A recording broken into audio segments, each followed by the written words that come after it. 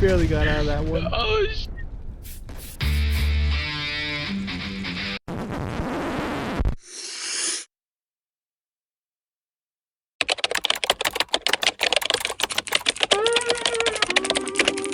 Discord's invitation link is in the description.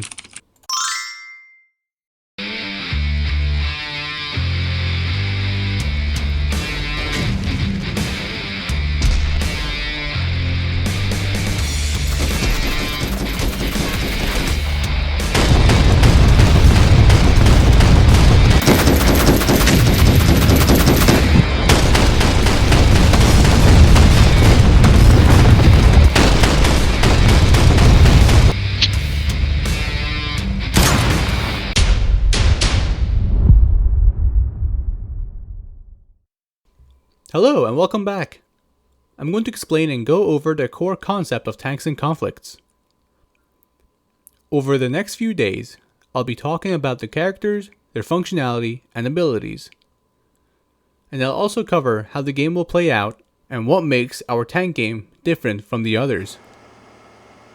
Firstly, our tank game is not a simulator. We do not have track damage systems. We do not have ammo racking. We do not have engine damage modifiers or anything like that. What we will have is radial damage and critical hits for head hitboxes. That's all. It's simple and less stress inducing than getting those random ammo racked hits and being immobilized because someone fiddled with your tracks. Each character has their own acceleration speed, each class capped at their own limitations. This also includes pitch. Some tanks can look all the way up, while others will be limited to certain elevations. Also, on the topic of elevation, each class has a limit to what slope is climbable and what isn't to make mobility and accessibility class dependent to make gameplay more dynamic. As an example, the Reaper can climb hills easily and fast, but the Bear can't. What the Bear can do, however, is run through houses and walls and flatten everything in its path with ease.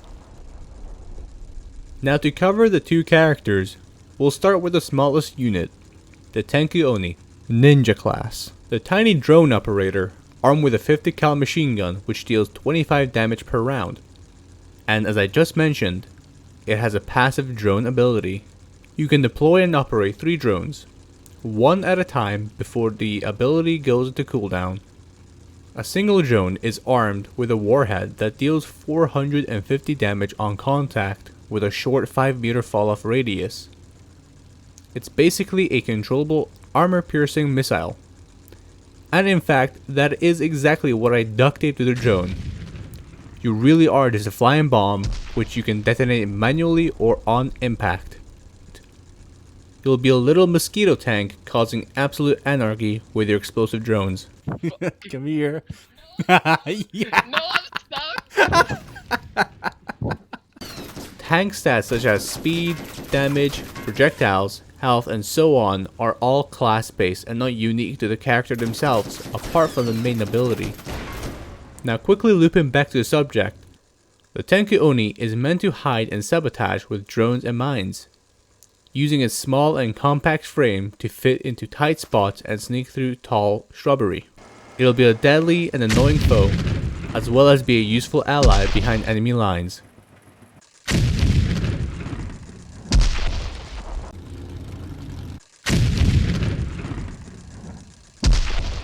Next up, the Reaper. Scout class tank that's meant to be the glass cannon build. And if you don't know what a glass cannon build means, then let me quickly explain it.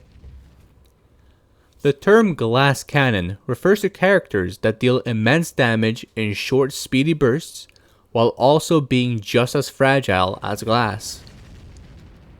The Reaper being in the Scout class, which can be labeled as our light class for clarity, is meant to be the bridge between our Ninja class, also known as the Ultra Light class, in this case, and the Assault class, which would fall under the Medium. But that I'll also cover in a later video. Now focusing on the Reaper again, It has the highest speed acceleration with the highest max speed in the game.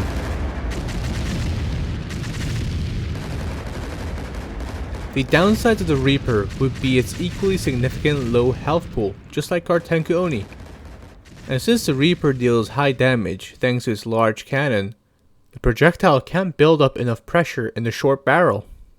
So the rounds you shoot will be slow and inaccurate, like a little Nerf pea shooter, but packed with condensed high explosive filaments.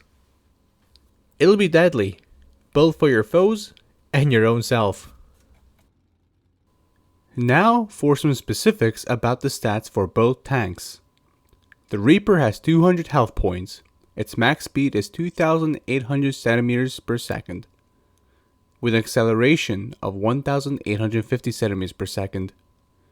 So the controls will be very responsive and instant. The projectile will deal 190 damage points per hit, with an impact zone of 200 cubic centimeters and a damage falloff zone of 600 cubic centimeters, with a destruction zone of 5 cubic meters.